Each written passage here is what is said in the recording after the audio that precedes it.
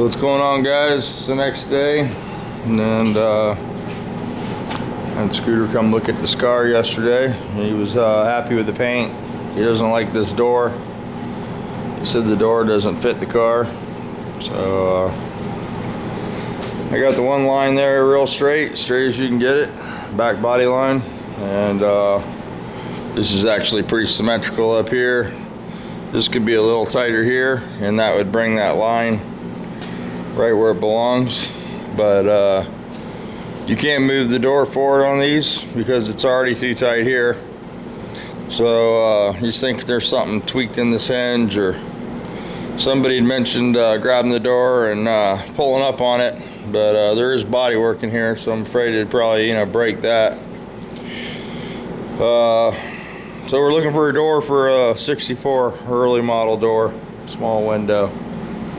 And I'll probably do a few more things on this, buff the other door out over there, and just throw a car cover on this, and let them gather some parts up for it. And, I'm thinking about moving this back to the Bermuda Triangle, where the Nova's at, sliding the Nova up here, so I can work on that. I've sort of been putting the Nova off to finish this, but we just keep finding stuff to do on this, and might be a while before I can finish this one. I don't seem to have much control of this car. So if it was me, I'd probably take it like this, put the striker in it, because it lines up fine with the striker. And this door has been like this for years. It wasn't something that they absolutely mentioned that had to be fixed, and they've looked at it plenty of times before I painted it, but now it's a problem. So yeah, we're looking for a door, but I think I'm gonna take a break from this for a while and move on to the stuff that comes in and goes out. Just I want to get this convertible done, but I'm afraid if I finish it, he won't have room for it either. So I don't know what we're gonna do with this one. Me and Andrew are thinking about just trying to buy that from him, and then we could actually finish it and drive it this summer for the beach. Because they'll never put it together. But yeah, so this morning I'm going to throw some primer on those dragster parts and try to make some room in here, because I can get my car inside, and it's monsooning for another day here, so it's not the ideal painting conditions. 120% humidity, and right at about 70 degrees, so the temperature's not bad. It's got a lot of humidity, and it's pretty much raining outside for about 24 hours now.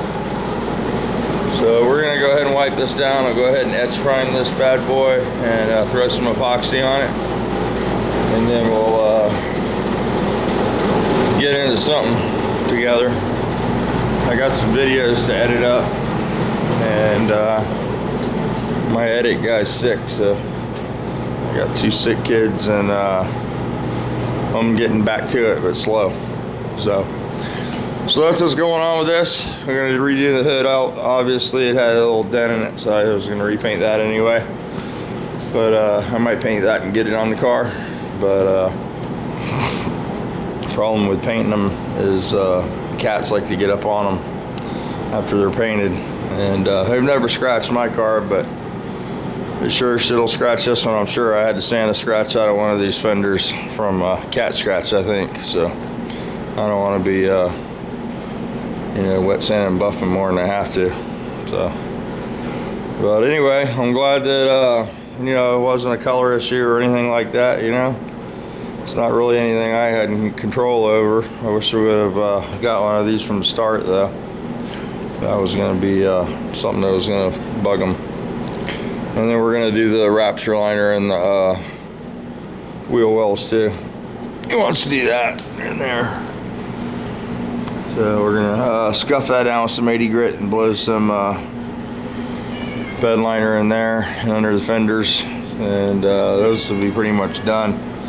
The car really is done, man. You should be just putting this thing together and rocking it, and enjoying it. But like I said, they already have several different bugs, so this isn't no not on their list of things to get back or get done in a hurry. So we'll be going to North Carolina this weekend to a bug show or a drag race or whatever. I guess he's driving one of his cars up there. So, but anyway, they took the motor that's supposed to go in this and put it in another car, one of their other cars. So Lily, they're using your motor. And Blue Boy. So there you go. That's where we're at on that. And I got this Ram truck out here. I'm gonna throw the tire back on here. Oh man. And move this thing out of the way so I can get my my blue bug inside. I'll just move this right over here, and I can work on this so I can get anything done today. The weather's really crappy. Crappy. So did have some weeds bloom in my front yard. It's time to mow. You guys up north would be laughing at my grass. Florida, I had a buddy that moved from Pennsylvania down here, and he couldn't believe the yards, how much weeds they had in them. I'm like, it's all green, Greg. Oh! They have a certain kind of grass up north that they call grass. Anything else is weeds. So I have pretty much weeds, green stuff. But it needs to be trimmed down a little bit, and all this stuff needs to be raked, or the grass is never going to grow. This is dead grass from last season, so it needs to get a rake job. What is that? Thatching? Yeah. So I might dig the mower out and do that. And I got to buy a flasher for my blue car. I figured out my turn signals, so we might mess with some of the electrical on that. But sort of just gonna lay low. Gonna fight this tire onto here, and got to get the porta power back there. Now that I got the majority of this pushed out, we'll get the porta power kit in there, and we can get more concentrated to where we push it, and get a little more of this damage out of here. Of course, we're gonna get as much of this out before we skim it, and you can see it's in quite a bit still. You know, right in here through where this rust spot is, we need to give it a good push.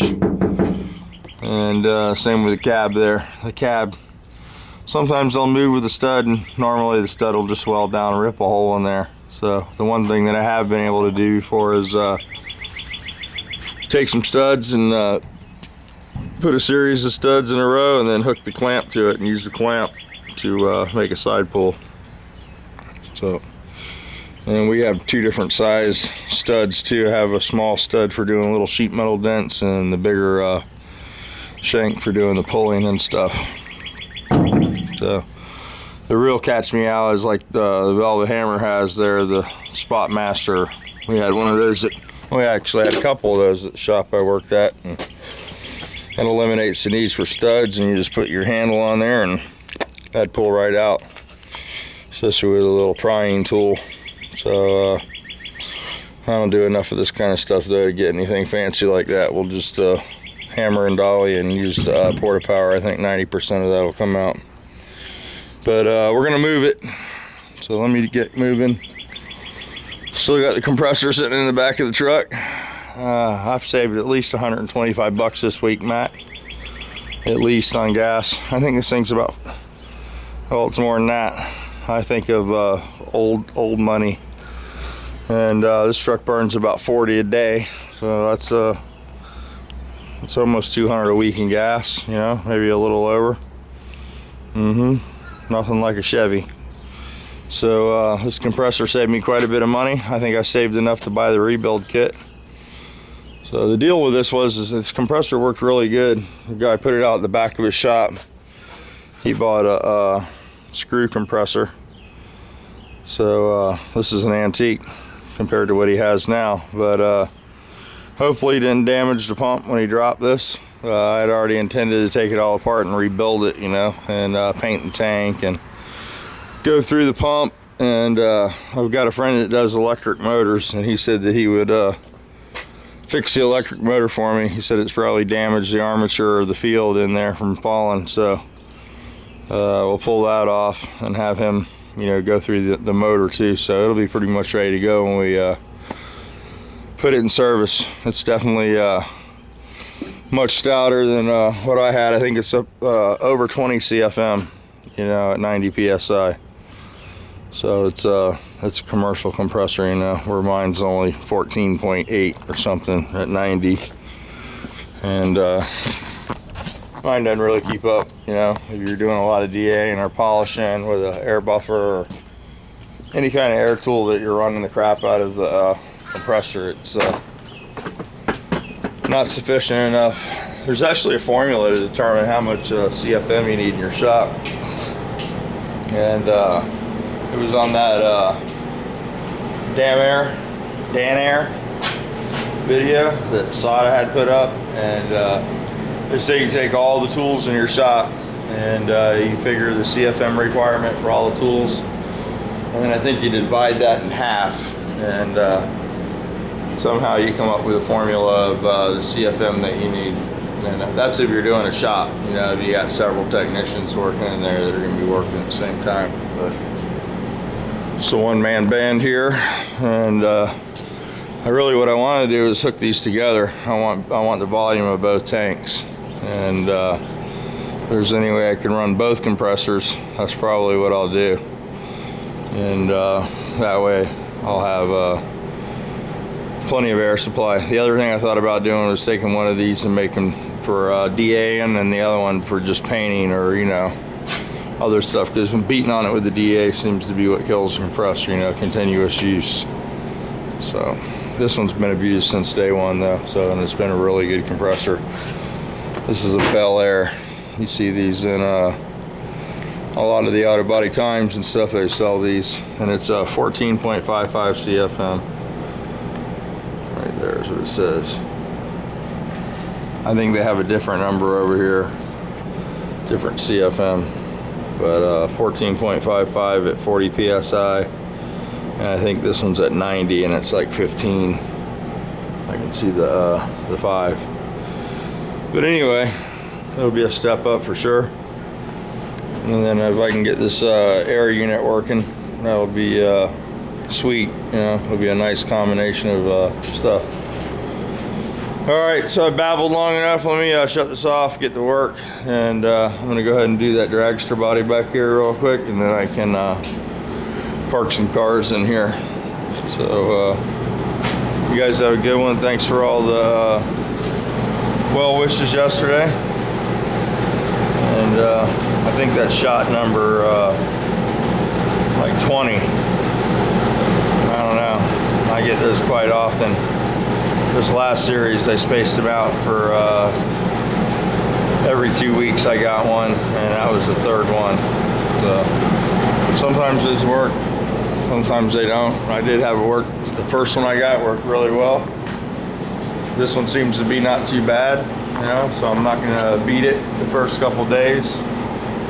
And yeah, so much better than being laid up for 3 months. So I figured I could do this to get through the party, you know, and then maybe next summer or this winter I'll have the disc replaced or whatever they want to do, fuse down there, and yeah, fusion, lower fusion.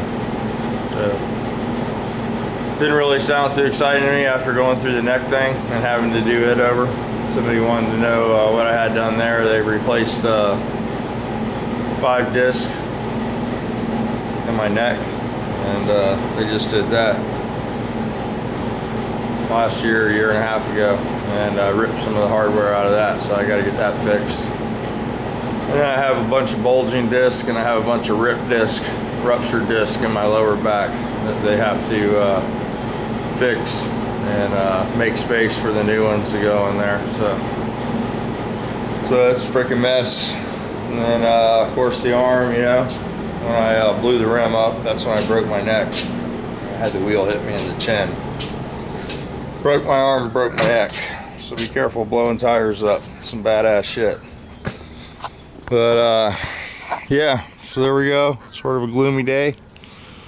Not too bad though, it's not raining. I think it's really cool. I've been watching some videos, saw the Iceman this morning of his trip he's got planned. It's gonna be cool to see him. Maybe do some geocaching, I don't know. I'm sure they'll want to see the springs and stuff like that. He's been looking forward to this trip for quite a while, so I stumbled onto the Iceman about 1.5 years ago. He's a cool guy. You guys could check him out. He does some ice racing, and he's like a polar bear up there in Winnipeg. So he's coming down to the south, and it'll be good to see him and his wife are going to make the trek, and it's going to be pretty cool. You know, the Hawaiian End's a pretty cool place in itself, but there's a lot of stuff to do around here. And you know, if you guys are interested in doing something like as a group, maybe we can do something like that. I don't know how we do the transportation, but we'll figure something out. You know, we can figure it out together, right? We can do anything. So maybe we'll do that. We could probably find a 15-passenger van for rent cheap, go in on it, and you know, Iceman had mentioned that he wants to go to Kennedy Space Center, so, and I know he wants to go to Daytona. They have a little tour thing they do there where you can get out on the track, ride around, look at the garage area, have a little souvenir shop there. And if you don't like to pay, if you're cheap like me and Musty One, you can just go walk through the gift shop and get to the track through the gift shop 7 days a week there. So that's pretty cool. You don't have to pay anything to do that. And a lot of times you'll see different cars practicing there, and they have the Richard Petty driving experience too. So there's always something going on there. But yeah, so I'm looking forward to that. Looking forward to hanging out with you guys. It's sort of surreal, you know. I know it's only 3 weeks away now, 3 weeks, 4 weeks away, whatever. So it's definitely going to happen. And it wouldn't have happened if you guys wouldn't have helped us. You know, Yahoo came up with a raffle, and you know, I tried to pass that off to Ruben because I didn't want any, you know, I would have liked to got in on a lot of the raffle stuff, but I just thought it was better not to buy a bunch of tickets for the raffle. But I do appreciate everybody putting their stuff up, and Ruben coming up with the idea to do it. And we had a guy that I'll mention. I don't know if he even wants to be mentioned, but to tell you what kind of guys are, you know, out there. This guy can't make it, but he sent $200. So you know, he wanted to make sure that everybody had plenty to eat and had a good time, so he just donated $200, you know, and that just blows me away. There's people out there like that, and people like Yahoo that are willing to make a beer spear. I mean, come on, who's got that? So really cool. A lot of you guys have given up stuff, and I just want to say thank you for donating your prizes. And thanks for buying the raffle tickets. You know, it means a lot. And every penny of that will go towards the party, I promise. And I think you've seen the freezer in there. I think we got enough meat. I'm not sure. But yeah, we got people coming that don't work on cars. So they just watch the guys in the YouTube Garage Gang, and they want to meet you guys. And, you know, you got guys coming down that have become friends. Maybe not necessarily as close with me as you guys are with some of the other guys in the garage. Have made really good friends, and I like watching that. You know, I get some satisfaction out of that, knowing that maybe a couple of guys didn't have a lot of friends, but they do now, and that's pretty cool. And those guys will be coming. PDQ called the other day. He got his visa, he got all his stuff, he got his room booked, he got his plane tickets. So PDQ is definitely coming all the way from England.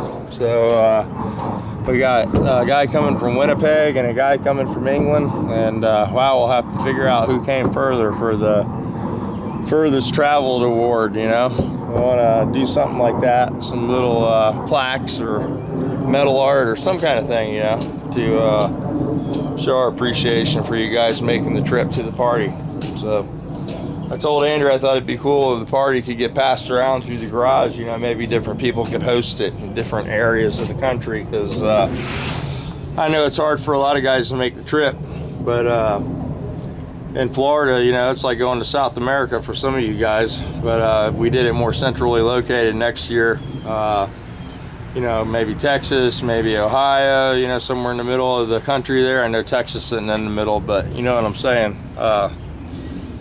Florida is a pretty cool destination to go to, though. Like I said, there's stuff to do here, and so if you guys got anything you're wanting to do, you know, maybe if you think of something that we can do as a group, if you want me to try to find some stuff or whatever, just make some suggestions, and we'll have plenty of food to eat, and you got the beach there and stuff like that. But as far as going different places, little field trip places, I got some stuff in mind for different guys, but so I want to spend as much time with as much people as I can. All right, this is 20 minutes of babbling now. I'm gonna go ahead and shut up, turn this off, and get that piece blown out of there so I can have that space back. And then we'll maybe spend some time in here cleaning up. It's not really dirty, it's just cluttered up with cars. I need another level, second story, maybe a lift back there to put a car under. But all in time. I'll be happy with what I got right now. So that's where we're at, and that's where this is at.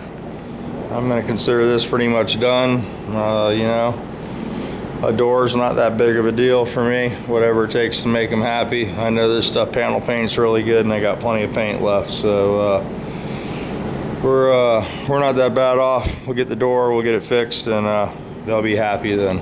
So. All right, you guys that are going to the races this weekend up there in North Carolina, you guys have a good, safe trip. And Noel, JC, I know you guys are probably heading up that way, so be careful and bring back that money.